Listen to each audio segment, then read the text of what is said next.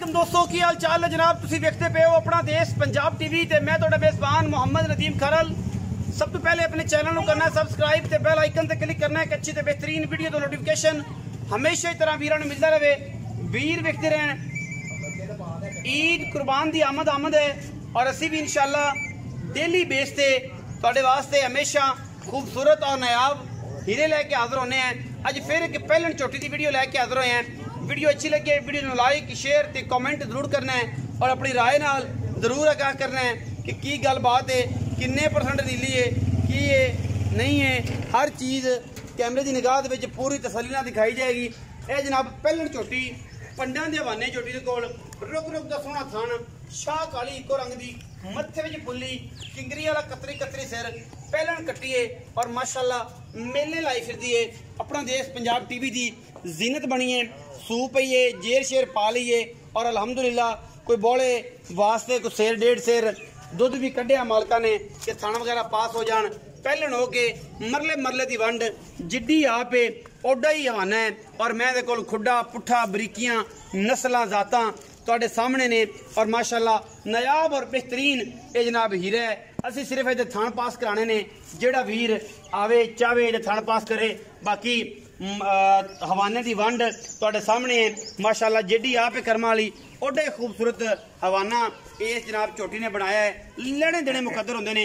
अपना देश पंजाब टीवी ने हमेशा नीली बार ते बेहतरीन नायाब और आउट क्लास जानवर दिखाए ने। वीरां वास्ते मेहनत की है और इंशाल्लाह मेहनत तुहाडे सामने है। ये जनाब ईद कुर्बान तो पहले पहले असी इंशाल्लाह ऐसे ऐसे हीरे अब वीरां नाल शेयर करने ने, वीरां नाल सांझे करने ने कि इंशाल्लाह वीर कहन कि यार वाकई अपना देश पंजाब टीवी ते नीली दे बेहतरीन और नायाब हीरे चढ़ते ने। चोटी दी लुक, खुड्डा पुट्ठा थान और नस्लां जातां तुहाडे सामने ने। चोटी बड़ी नायाब और बड़ी ही खूबसूरत है। बाकी हर चीज़ की गारंटी थाना की पास करके गारंटी, सिंग अख बूथी कन्न छज्जा वर्गे और कोई तो नहीं कॉल किसी पासे निशान कोई नहीं। अलहमदुलिल्लाह चोटी जनाब कली कली कली कारी वक्खी सिर्फ और सिर्फ 4 उंगल दी और माशाअल्लाह बड़ा ही नायाब ही है अलहमदुलिल्लाह। बाकी तुहाडे सामने है कैमरे की निगाह दे विच हर चीज़ तसल्ली बख्श तरीके नाल दिखाई जानी है और इंशाल्लाह वीर राजी होणगे। अगर इन्हें 15 14 16 किलो नहीं ना देना तो फिर किसे भी नहीं देना। एडियां बरीक और खूबसूरत प्योर नीली दियां पहलना कदे कदे आंदियां ने और जिन्होंने पंडां दे हवाने लाए होण ये भी कदे कदे आंदियां ने।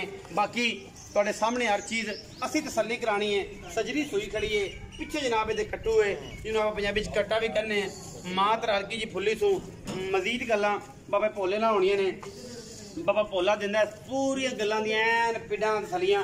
बजुर्ग आदमी है, शरीफ आदमी है, मुल मार्केट च पूरा सवाला होंदा है, चाहता लाउंदा है, मुहब्बतां लाउंदा है और इंशाल्लाह ये जानवर घट ही इंशाल्लाह कोई भी दोस्त चढ़ाता होएगा क्योंकि असी मकूल मुल्लां दे विच अच्छे और बेहतरीन जानवर चढ़ाने हैं और दोस्तों के नाल ये मुहब्बत का रिश्ता इंशाल्लाह इन्हूं खत्म नहीं होने देना क्योंकि असी प्यार करने हैं और प्यार करने वाले जी हैं और ये नाल बाबा भोला भी प्यार करता है, वो नाल आपां गल्लां करदे हैं। अस्सलाम वालेकुम जी। बाबा भोला की हाल चाल?